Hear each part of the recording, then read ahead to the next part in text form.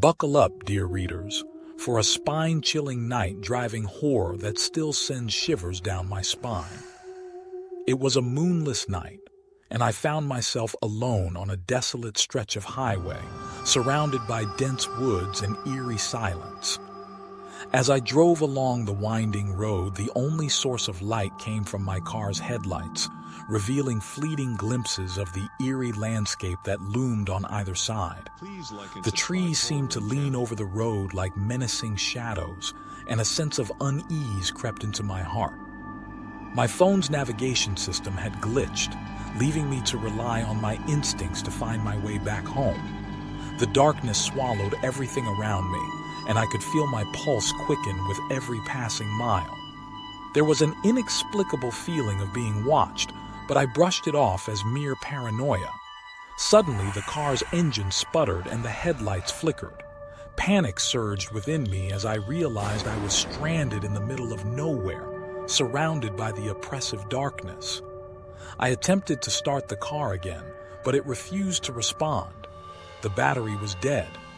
With no other option, I decided to step out of the car and seek help. The night air was heavy with an unsettling stillness, and the woods around me seemed to hold their breath. I walked cautiously, clutching my phone tightly, hoping to find a signal to call for assistance. As I stumbled through the darkness, the forest seemed to come alive with ominous sounds. Twigs snapped, leaves rustled, and an eerie howling wind whispered through the trees. My heart pounded in my chest, and I quickened my pace, trying to shake off the feeling that something sinister was lurking in the shadows. After what felt like an eternity, I spotted a faint glimmer of light in the distance. Relief washed over me as I approached what appeared to be an old, abandoned gas station. The rusty sign creaked eerily in the wind, and the place seemed frozen in time, like a ghostly relic from the past. As I cautiously entered the gas station, an overwhelming sense of foreboding washed over me.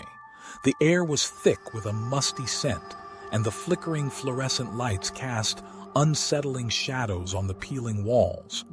The shelves were lined with dust-covered items, as if untouched for decades. In a corner, I spotted an old payphone. Hoping for a miracle, I picked up the receiver, only to be met with static. My hopes sank, and I turned to leave, only to catch a glimpse of a figure standing at the far end of the store. It was a tall, shadowy figure with hollow eyes, watching me silently. Frozen with fear, I couldn't tear my eyes away from the figure. A chill ran down my spine, and a feeling of impending doom enveloped me. The figure began to advance, each step echoing through the abandoned gas station.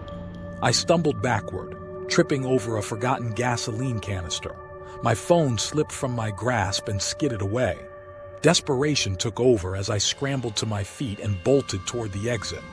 The figure pursued relentlessly, closing the distance with each passing second. With a surge of adrenaline, I burst through the gas station's doors and sprinted back to my car. My heart raced, and I fumbled for the car keys. As I started the engine, the headlights illuminated the figure standing in the darkness, staring malevolently at me. I slammed my foot on the gas pedal and sped away, leaving the haunting gas station and its malevolent presence behind. The fear remained etched into my memory, a constant reminder of the night I faced the terrors of the unknown on that desolate road. To this day, I avoid driving at night whenever possible, haunted by the knowledge that there are dark corners of the world where malevolent entities linger, waiting for unsuspecting souls to cross their path.